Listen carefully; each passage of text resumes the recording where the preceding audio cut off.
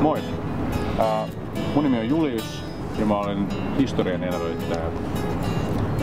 Moi! Mä oon Joeli ja mä oon historiallinen miekkailija. Moi, mä oon Arttu ja mä oon kansantanssija.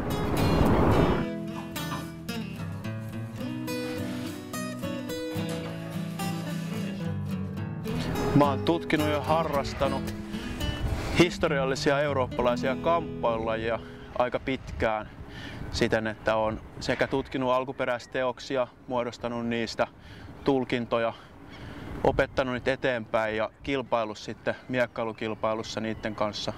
Mä oon kansantanssija. Mä oon koko lapsuuteni harrastanut taistelulajeja ja sitten aikuisiellä piti keksiä jotain muita harrastuksia ja sitten innostunut aseista tosi paljon pikkupoikana jo ja vasta aikuisiellä päässyt leikkimään niiden kanssa. Ja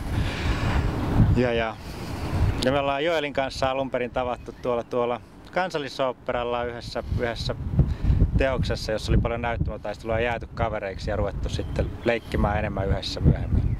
Ja siitä Arttu esitteli mut Juliukselle, joka sitten taas yksi ja särmimpiä tyyppejä Helsingissä, jotka sitten tekee historian elävöitystaistelua ja tutkii sitä historiaa vähän kokonaisvaltaisemmin.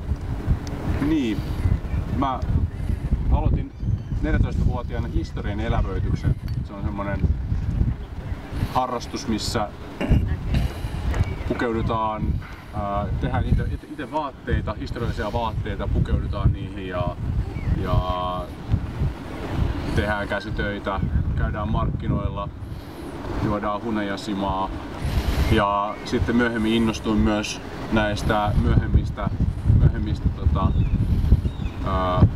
lajeista. 1400-1500-luvun miekkailusta siis. Miekkailua, painia, tämmöistä aika monipuolisesti.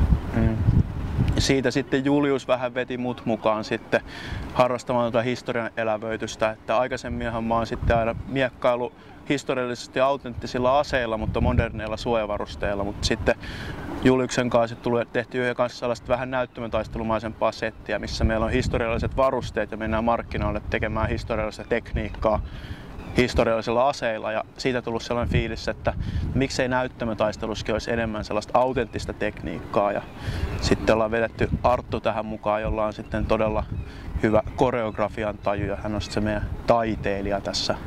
Ja sitten me koitetaan tehdä. Oi, miten kauniisti sanottu. Tehdään niin tarkkaa historiallista rekonstruktiota ja tehdään siitä hieno show. Konsepti on melko harvinainen, että kyllä niitä maailmalla muutama on, mutta yleensä se on joko puhdasta teatteria tai puhdasta kamppailulajinäytöstä ja me koetaan ottaa parhaat palat kaikesta. Tehdä sellaista just sen näköistä ja sen tuntusta, kun se olisi oikeastikin ollut.